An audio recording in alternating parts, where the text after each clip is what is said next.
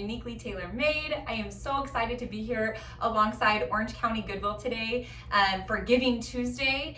And what better way to give back than giving back to someone who I believe gives so much to the community and the people around us. I'm so excited to be helping them and coming alongside them today for Giving Tuesday. And I'm going to be telling you guys a little bit about how you can give back in just a moment. But I want to show you guys around my bedroom and tell you guys a little bit about my history with Orange County Goodwill. So we've thrifted so many things over the years, but I thought I'd show you my bedroom and a couple of my favorite items. And so this mirror is completely thrifted. This rug is from OC Goodwill. At almost every single little trinket up there is from my local OC Goodwill. That little pot with the plant is from my Goodwill. These pillows are from Goodwill. All of my frames up there are from Goodwill. And some of my decorative books are from Goodwill. So as you can see, a lot of our home is furnished from Goodwill, and you would never know the difference between brand new and thrifted. I just love that about thrifting. I love when you find a good item that you end up loving so much. And so today I'm gonna show you guys specifically how I DIY'd this little gallery wall shelf, give you guys some tips and tricks on making your own. And I'm also going to be giving away a customized set up to 15 items of these prints. And so I'll customize them to fit your own gallery wall for sizes and colors and whatever you want if you donate today. So when you donate $2.40, you'll be entered into my giveaway to receive that customized set. So now I'm gonna show you guys how you can create your own using thrifted frames. So first things first, you're gonna wanna head to your local OC Goodwill store and purchase some frames. And so I bought all of these frames from my local OC Goodwill. Some were brand new, some were used. And you're gonna want first to go for a variety of size. You could even do some shapes. Like it would be really fun if I had some like maybe more circular frames or ones with some kind of textured edging. But I obviously went with two different colors of frames, the black and to throw in that one more brown neutral one. And then the others are obviously all different shapes and sizes. I also like that some of them have no insert as far as, frame insert. Like you can see these ones have it and this one doesn't. And so you can see that there's like a variety of things going on here. I feel like that gives it texture and dimension.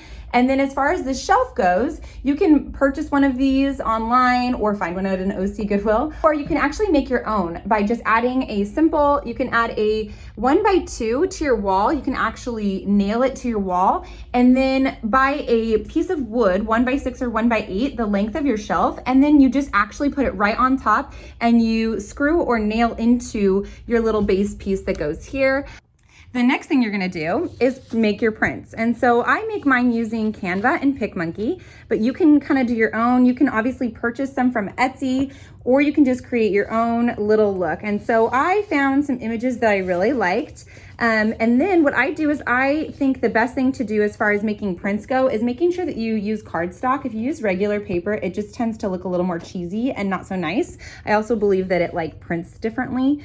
And then when you're trying to find prints, you're gonna wanna make sure you find kind of a color scheme. And so if you can see here, I'm doing one for the spring. That's why I love gallery walls. You can switch them out year round. I also think a great thing to do is kind of mix it up by having some solid pieces, some things that are more detailed and textured like this, and then also some words. I think it breaks it up a little bit. So you can see that this one doesn't have as much going on, even though there is a lot going on in that photo, it's not as much.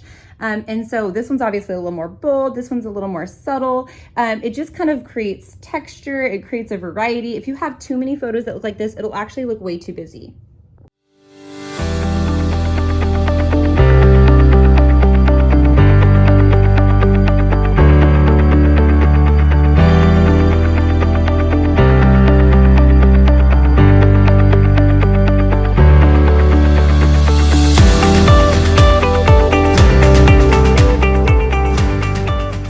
Little pot with a little fake plant. I found both of these at my OC Goodwill and it's thin enough to fit on my shelf. So I'm going to try to see if I can put it maybe somewhere in front on the shelf somewhere.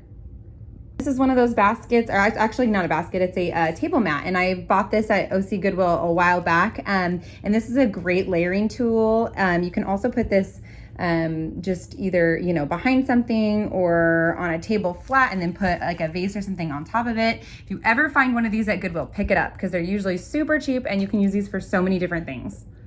All right, let's hang these. Okay, so the first thing I do is I just start layering. I put my bigger items on the back first, and I try to keep colors kind of separated. So if I have all of my black ones, I'm gonna try to kind of separate. If I had multiple brown ones, I'd put one brown one on this side, one brown on that side, so that way you're just continuing to level your eyes out. And so if you see this, these are both two big frames about the same size.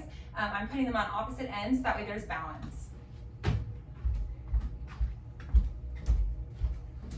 This has some color to it, so that's where I'm gonna put that. You can kind of see, trying it out here. I'm not for sure keeping this, but I'm gonna try it out. I'm gonna put it back here because it's got that same color as that side, so I don't want it to be over there. Again, layers, right? Okay. This is my medium-sized frame, so I'm gonna go ahead and put that like right here. Now that basket may just be completely covered, and if it is, then we will just go ahead and take it out, but try it out.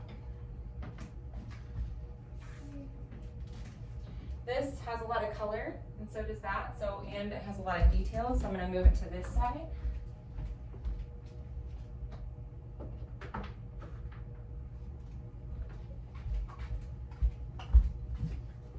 And then since all of my frames are pretty much full, these ones, I don't want it to be too matchy-matchy. I could do that, and that doesn't look horrible, but I like to have different levels, and so I'm probably gonna keep this one standing up. Let's see here. Move this over here. You can put this like right here. The other thing I could do is just put it, I could end up putting it this way if I wanted. Moving this closer this way.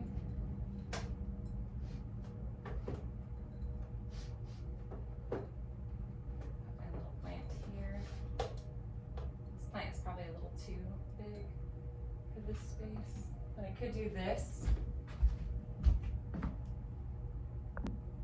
So looking at it, I kind of step back and take a look. I feel like it's a little too busy, so I'm actually going to take the basket down.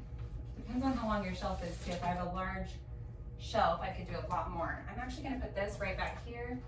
See what I mean by using it in different places? You can kind of mess with it and see what you like, but I do want to use that. I feel like that's really cute. Still feels a little too busy for me, so I'm actually gonna move this out. So I'll just mess with things until I feel like it's perfect, but honestly, I like that, just like that. So I would have thought that I wanted my two frames in the front to be different, but since that pattern just looked better sitting down and it was gonna hide the flower in the back, I think that that looks better. The other option I could do is I could throw in another frame. So here's like a gold one. This has not exactly what I would be going for as far as colors, but I could add this one in there. But since I have words there, I don't want to do that. See how you can just add frames or take frames away? You just kind of mess with it until it feels right. Another thing just for safety, because I'm going to get a lot of questions I know about this being right above our beds. So after I find exactly what I want as far as my design goes, I actually take earthquake putty. It comes in little small packages, and all you have to do is pull off little pieces and you place it right behind each frame, and then you put it underneath as well, and those aren't going to be going anywhere. So if you're sleeping at night right above your bed or on a wall, you don't have to worry about these things falling off.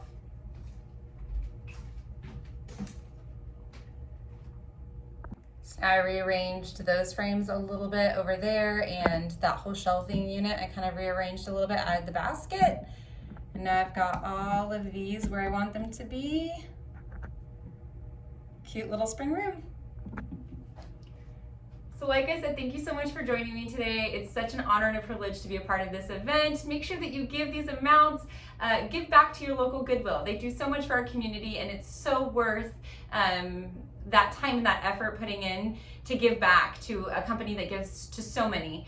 And I'm so grateful for them, grateful for this company, grateful for the opportunity to be able to share this DIY with you. I'm gonna have a full blog post on this that you can refer back to, and make sure you donate. Like I said, if you donate $2.40, that's it.